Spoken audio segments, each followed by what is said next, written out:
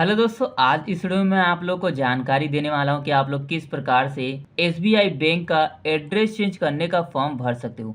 दोस्तों, मैं आप लोगों को पूरी डिटेल्स वीडियो में इसी के बारे में जानकारी देने वाला हूं और इसी के साथ मैं आप लोगों को ये भी बताने वाला हूं कि इस फॉर्म के साथ में आप लोगों को कौन कौन सा डॉक्यूमेंट दस्तावेज लगाना होगा और अगर आप लोग इस फॉर्म को डाउनलोड करना चाहते हो तो कहाँ से कर सकते हो। तो दोस्तों, अगर आप लोग अभी तक चैनल में नहीं तो चैनल को सब्सक्राइब कीजिए, बेल आइकन को जरूर दबाएं ताकि ऐसी बैंकिंग संबंधित जानकारी आप लोगों को मिल सके। तो वीडियो को शुरू करते हैं। सबसे पहले दोस्तों बात कर लेते हैं, जब भी आप लोग एसबीआई बैंक का एड्रेस चेंज करने का फॉर्म भरोगे उसे काले या फिर नीले रंग के पेन से आप लोग को भरना है, कोई दूसरे रंग का पेन का इस्तेमाल नहीं करना है। पॉइंट नंबर 2 दोस्तों, इस फॉर्म को भरने के साथ ही साथ मैं आप लोग को अन्य जानकारी देने वाला हूँ जो आप लोग को जानना बहुत जरूरी है। तो आप लोग वीडियो को अंत तक जरूर देखिएगा ताकि जो आप लोग को ये फॉर्म है वो रिजेक्ट ना हो और आप लोग को डिटेल से जानकारी मिल सके। तो सबसे पहले दोस्तों आप लोग को यहाँ पर आ जाना है डेट पर। जिस दिन आप लोग इस फॉर्म को बैंक में जमा करोगे उस दिन का यहाँ पर आप लोगों को डेट लिख देना है, तारीख लिख देना है। उसके बाद इसी के नीचे आप लोगों को अपना पूरा नाम लिखना होगा।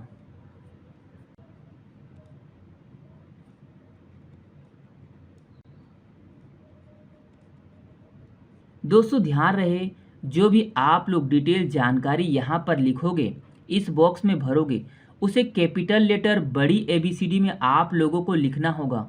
नाम लिख लेने के बाद इसी के नीचे आप लोगों को अपना मोबाइल नंबर, कॉन्टैक्ट नंबर लिख देना है। दोस्तों ध्यान रहे, मोबाइल नंबर, कॉन्टैक्ट नंबर लिखना बहुत ज़रूरी है। जब भी आप लोग कोई भी जानकारी डिटेल बैंक में अपडेट करते हो, चेंज करते हो, तो उसका जानकारी आप लोगों को फ़ोन के माध्यम से मिल जाता है। उसके बाद में इसी के बगल में अकाउंट नंबर, खाता संख्या लिखने के लिए कहा गया, आप लोगों को लिख देना है। अकाउंट नंबर लिख लेने के बाद अंतिम में यहाँ पर आ जाना है ब्रांच नेम पर। जहाँ पर आप लोगों ने अपना अकाउंट ओपन किया है उस ब्रांच का, शाखा का यहाँ नाम लिख देना है।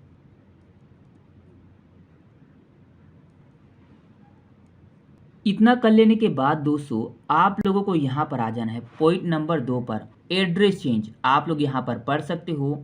इसी के साथ दोस्तों आप लोगों से पूछा गया क्या आप लोग अपना परमानेंट एड्रेस चेंज करना चाहते हो, क्रॉसपॉन्डेंस एड्रेस चेंज करना चाहते हो या फिर ये दोनों एड्रेस चेंज करना चाहते हो। तो दोस्तों मैं परमानेंट एड्रेस अपना चेंज करना चाहता हूँ, तो यहाँ पर इस बॉक्स पर यस का निशान लगा दूंगा। इसी के साथ दोस्तों यहाँ पर एड्रेस चेंज पर भी इस बॉक्स पर यस का निशान लगा दूंगा। उसके बाद में इसी के नीचे आप लोग यहाँ पर पढ़ सकते हो डोर, फ्लैट, हाउस नंबर यहाँ पर लिखने के लिए कहा गया है। आप लोगों को अपना हाउस नंबर लिख देना है। उसके बाद में बिल्डिंग सोसाइटी में अगर आप लोग रहते हो तो यहाँ पर अपना सोसाइटी, बिल्डिंग का नाम लिख देना है। अगर आप लोग नहीं रहते तो आप लोगों को यहाँ पर लिखने की ज़रूरत नहीं है। उसके बाद स्ट्रीट, रोड, ब्लॉक का नाम लिखने के लिए कहा गया है। इनमें से कोई भी एक का नाम लिखना है। उसके बाद आप लोग इसी के नीचे पढ़ सकते हो लोकेलिटी विलेज। यहाँ पर दोस्तों आप लोगों को लोकेलिटी विलेज का नाम लिखना है, गांव का नाम लिख देना है। जिस स्थान पर आप लोग रहते हो उस स्थान का आप लोगों को यहाँ नाम लिख देना है।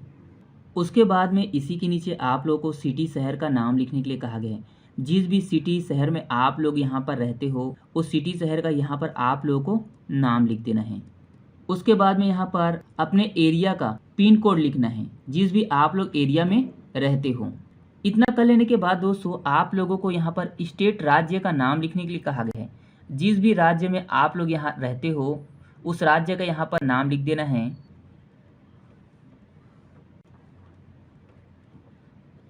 एक इम्पॉर्टेंट पॉइंट दोस्तों जो आप लोग को जानना बहुत ज़रूरी है, आप लोग यहाँ पर पढ़ सकते हो डॉक्यूमेंट टाइप। यहाँ पर आप लोगों से पूछा गया आप लोग किस माध्यम से अपना एड्रेस चेंज करना चाहते हो, आधार कार्ड के माध्यम से, ड्राइविंग लाइसेंस के माध्यम से या पासपोर्ट के माध्यम से। जिस भी माध्यम से आप लोग अपना एड्रेस चेंज करना चाहते हो उस बॉक्स पर यस का निशान लगा देना है। मैं आधार कार्ड के माध्यम से अपना एड्रेस चेंज करना चाहता हूं तो इस बॉक्स पर यस का निशान लगा दूंगा। और दोस्तों ध्यान रहे, जो भी डॉक्यूमेंट आप लोग देते हो उस डॉक्यूमेंट में एड्रेस लिखा होता है, उसी एड्रेस को देखकर आप लोगों को यहाँ पर लिखना होता है। इतना कर लेने के बाद दोस्तों आप लोगों को यहाँ पर आ जाना है इस बॉक्स पर। यहाँ पर आप लोगों को अपना साइन करना है, हस्ताक्षर करना है। जो आप लोग अभी तक बैंक में करते आ रहे हो वही साइन आप लोगों को यहाँ पर करना है। और दोस्तों ध्यान रहे, अगर आप लोग अंगूठा लगाते हो तो आप लोगों को यहाँ पर अपना अंगूठा लगा देना है साइन करने की जगह पर।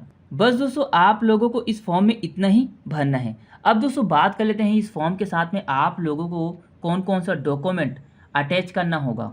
तो दोस्तों मैं आप लोगों से यही कहूँगा, जब भी आप लोग बैंक जाओगे इस फॉर्म को लेकर, तो इस फॉर्म के साथ में आप लोगों को आधार कार्ड की फ़ोटोकॉपी, बैंक पासबुक की फ़ोटोकॉपी, और अगर आप लोगों के पास पैन कार्ड है तो पैन कार्ड की फ़ोटोकॉपी अटैच कर देना है और इस फॉर्म को बैंक में जमा कर देना है। और दोस्तों ध्यान रहे, जिस भी डॉक्यूमेंट के माध्यम से आप लोग अपना एड्रेस चेंज करोगे वो डॉक्यूमेंट की फ़ोटोकॉपी आप लोगों को यहाँ पर लगाना होगा। और दोस्तों बहुत सारे ऐसे व्यूवर हैं जो कमेंट करके पूछते हैं कि आखिरकार एसबीआई बैंक का एड्रेस चेंज करने का फॉर्म, कस्टमर रिक्वेस्ट फॉर्म कहाँ से मिलेगा। तो दोस्तों मैं आप लोगों को बता दूं, इस वीडियो के जो डिस्क्रिप्शन बॉक्स में ऑफिशियल वेबसाइट का नाम दे दूंगा, आप लोग वहां पर जाके डाउनलोड कर सकते हो।